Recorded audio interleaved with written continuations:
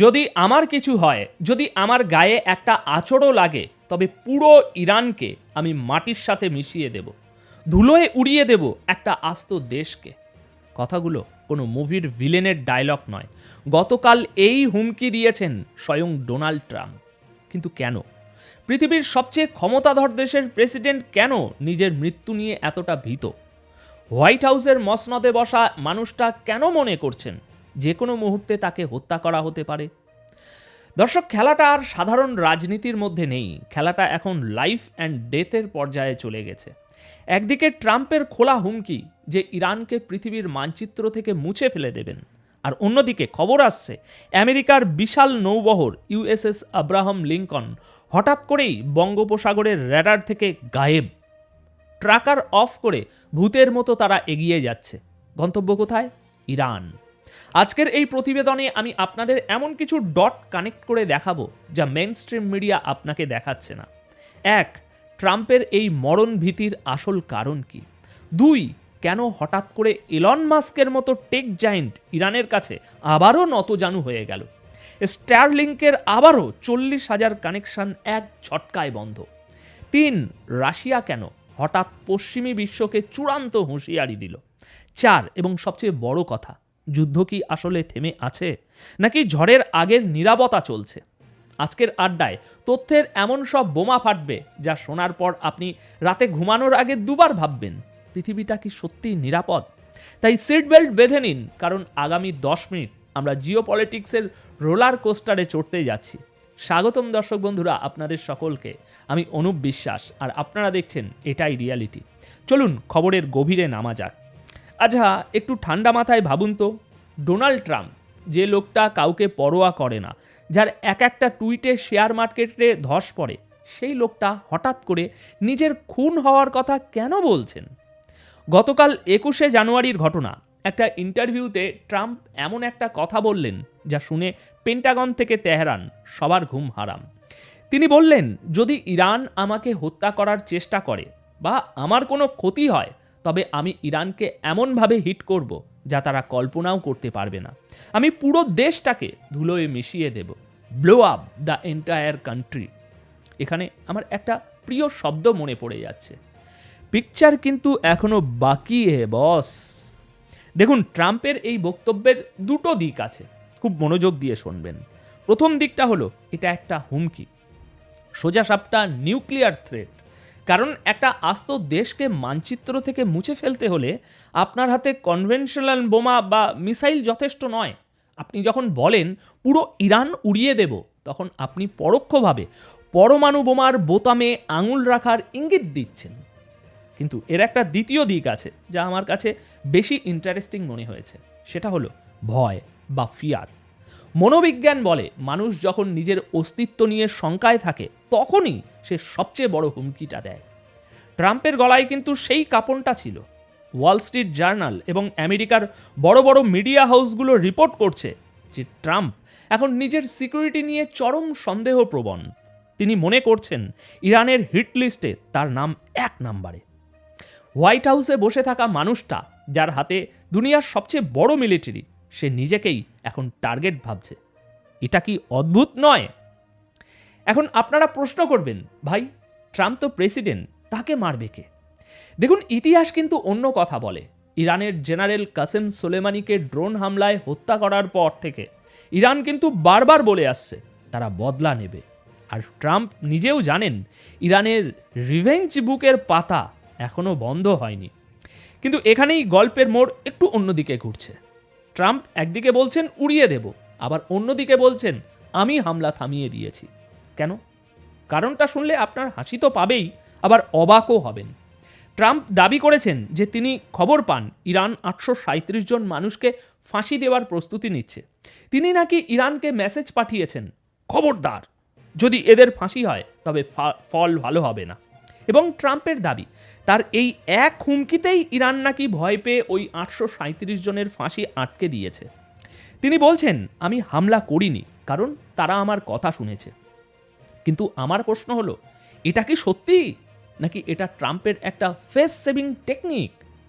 কারণ ট্রাম্প ওই একই নিঃশ্বাসে বলেছেন, আমি জানি না ভবিষ্যতে কি হবে। মানে ফাঁসি এখন থেমেছে ঠিকই, কিন্তু তলোয়ার এখনো খাপের বাইরে। এই পুরো ঘটনাটাকে যদি আমি বিশ্লেষণ করি তাহলে ব্যাপারটা দাঁড়ায় এরকম। ট্রাম্প এখন গুড কপ ব্যাড কপ খেলছেন। তিনি একবার বাঘের মতো গর্জন করছেন যাতে ইরান ভয়ে থাকে, আবার পর মুহূর্তেই তিনি শান্তির বার্তা দিচ্ছেন। কিন্তু দর্শক, ট্রাম্পের মুখের কথা আর পেন্টাগনের কাজের মধ্যে আকাশ পাতাল তফাত।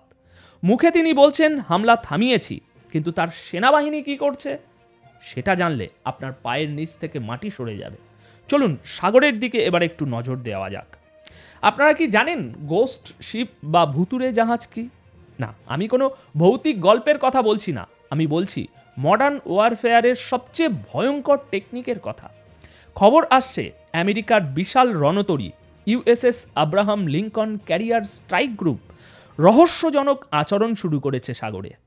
এই ক্যারিয়ার স্ট্রাইক গ্রুপ মানে কিন্তু একটা জাহাজ নয়, এটা হলো সাগরের বুকে ভাসমান একটা ছোটোখাটো শহর, যার সাথে থাকে ডেস্ট্রয়ার, সাবমেরিন এবং শত শত ফাইটার জেট। এই বিশাল বাহিনী যখন বঙ্গোপসাগর বা বে অফ বেঙ্গলে প্রবেশ করলো, তখন হঠাৎ করেই তারা তাদের ট্র্যাকার বা লোকেশন সিস্টেম বন্ধ করে দিল। কিন্তু কেন?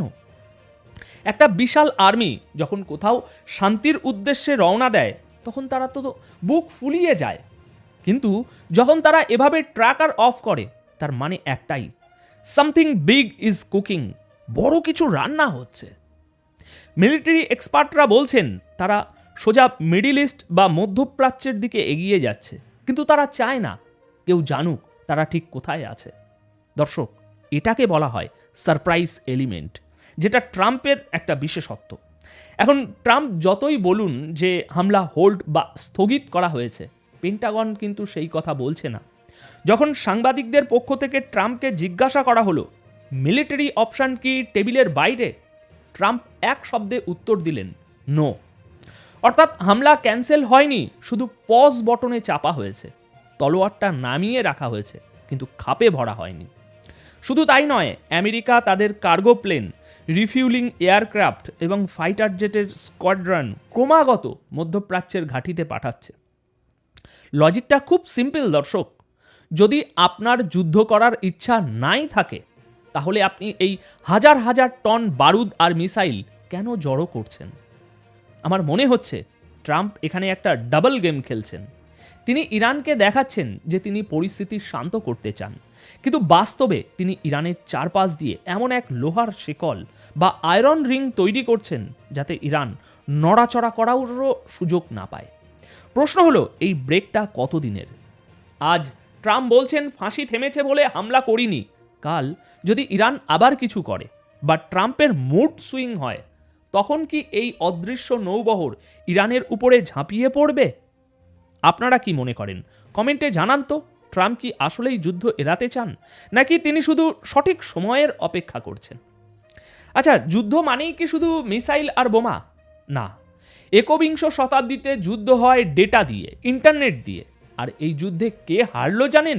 পৃথিবীর সবচেয়ে ধনী ব্যক্তি, আয়রন ম্যান খ্যাত ইলন মাস্ক। হ্যাঁ, ঠিকই শুনছেন। গত এক সপ্তাহে ইরানিরা দুবার ইলন মাস্ককে তার জায়গা মতো বসিয়ে দিয়েছে। সিলিকন ভ্যালির অহংকার ইরানের সাইবার ওয়ালের সামনে এসে চুরমার হয়ে গেছে। ঘটনাটা খুলে বলি, মন দিয়ে শুনুন। ইরানে যখন আন্দোলন চলছে তখন আমেরিকা এবং ইসরায়েল চেষ্টা করেছিল ইরানের ইন্টারনেট ফায়ার ওয়াল ভেঙে ফেলার। তাদের প্রধান হাতিয়ার ছিল ইলন মাস্কের এই স্টারলিংক।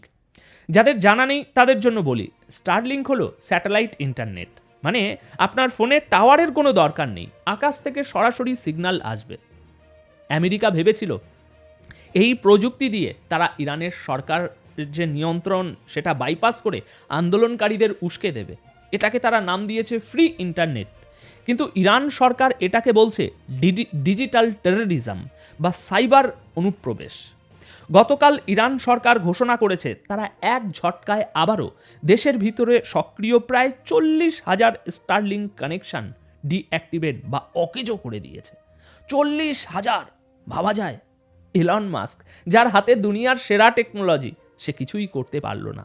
তার সমস্ত টেকনোলজি ইরানের জ্যামিং টেকনোলজির সামনে ধড়ি কে ধড়ি রয়ে গই। কুছ ভি বিগাড় নেই পাই। ইরানের সরকারি টিভি চ্যানেল পরিষ্কার বলে দিয়েছে এই ইন্টারনেট কানেকশানগুলো ব্যবহার করে বিদেশি শক্তি মানে আমেরিকা আর ইসরায়েল আমাদের দেশের ভিতর দাঙ্গা লাগানোর চেষ্টা করছিল। এগুলো সাধারণ ইন্টারনেট ব্রাউজিংয়ের জন্য ছিল না, এগুলো ছিল কোঅর্ডিনেটেড অ্যাটাকের জন্য। এখানে একটা বিষয় লক্ষ্য করার মতো, ইরান কিন্তু প্রমাণ করে দিল তারা শুধু বড় বড় লেকচার দেয় না, টেকনোলজিতেও তারা পিছিয়ে নেই। আপনি যদি মনে করেন ইরান মানেই শুধু ওই উট আর মরুভূমি, তবে আপনি বোকার স্বর্গে বাস করছেন। তাদের এই সাইবার আর্মি বিশ্বের অন্যতম শক্তিশালী প্রমাণিত হয়ে গেল। ইলন মাস্কের জন্য এটা একটা বড় শিক্ষা। আপনি টাকার জোরে রকেট বানাতে পারেন, কিন্তু একটা সার্বভৌম দেশের বাউন্ডারি বা সোভারেনিটি ভাঙা এত সহজ নয়। ইরান তাদের কন্ট্রোল বা নিয়ন্ত্রণ প্রতিষ্ঠা করেছে। আমার মনে প্রশ্ন জাগে, এই যে তথাকথিত ফ্রিডম অফ স্পিচের নামে আমেরিকা অন্য দেশের ইন্টারনেটে নাক গলায়, এটা কি আসলেই গণতন্ত্র, নাকি এটা আধুনিক যুগের প্রক্সি ওয়ার? কারণ সোজা কথায়, আজ যদি ইরানের কোনো কোম্পানি আমেরিকার কোনো স্টেটে গিয়ে গোপনে ইন্টারনেট চালায়, আমেরিকা কি সেটা মেনে নেবে? কখনোই না। তাহলে ইরানের বেলায় নিয়ম আলাদা কেন? দর্শক, গল্প এখানেই শেষ নয়। এই পুরো নাটকে এবার এন্ট্রি নিচ্ছে ভ্লাদিমির পুতিনের দেশ রাশিয়া। ইরানকে একা পেয়ে পশ্চিমী বিশ্ব যখন চেপে ধরার চেষ্টা করছে, তখন রাশিয়ার পররাষ্ট্রমন্ত্রী সার্গেও লাভরভ পশ্চিমাকে সরাসরি আঙুল তুলে সতর্ক করে দিয়েছে। লাভরভ খুব স্পষ্ট ভাষায় বলেছেন, ইরানে যা হচ্ছে তা কোনো সাধারণ আন্দোলন নয়। পশ্চিমী বিশ্ব, বিশেষ করে আমেরিকা, ইরানের সরকার পরিবর্তনের ষড়যন্ত্র করছে। কে বলছে এটা?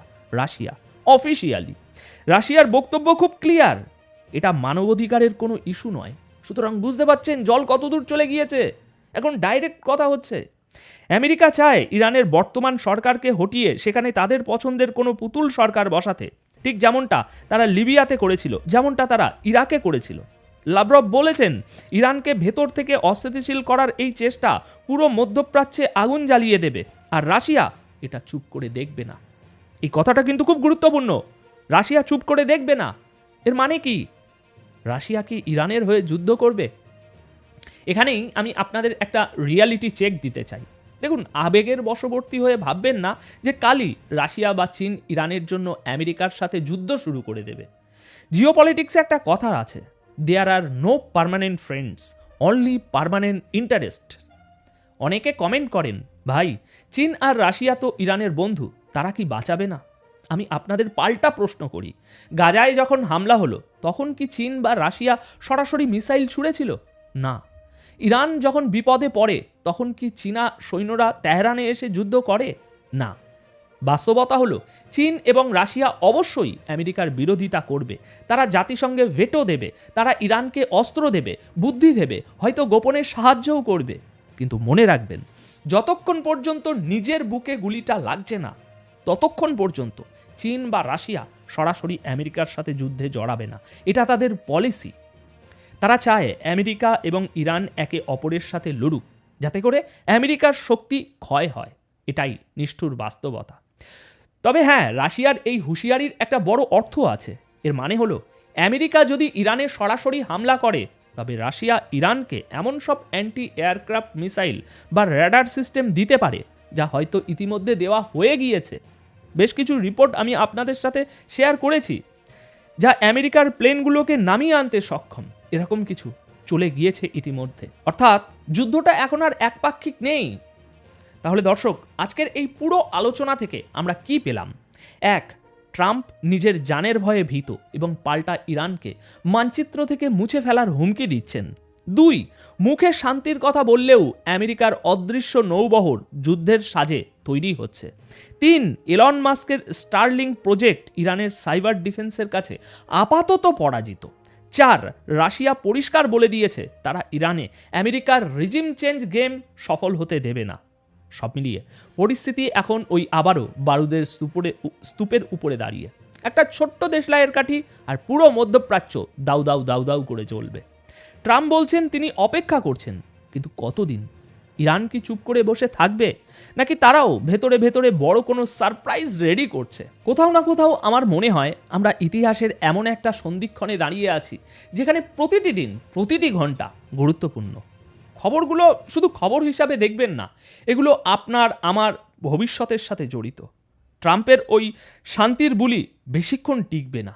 খুব শীঘ্রই আমরা দেখব পারস্য উপসাগরে কোনো একটি বাণিজ্যিক জাহাজে হামলা বা কোনো ড্রোন অ্যাটাকের মতো নাটক সাজানো হবে, আর সেটাকে অজুহাত বানিয়ে ট্রাম্প প্রশাসন নতুন করে বড় কোনো পদক্ষেপ নেবে। তাই খেলা কিন্তু মাত্র শুরু হলো, শেষ হতে এখনও অনেক দেরি।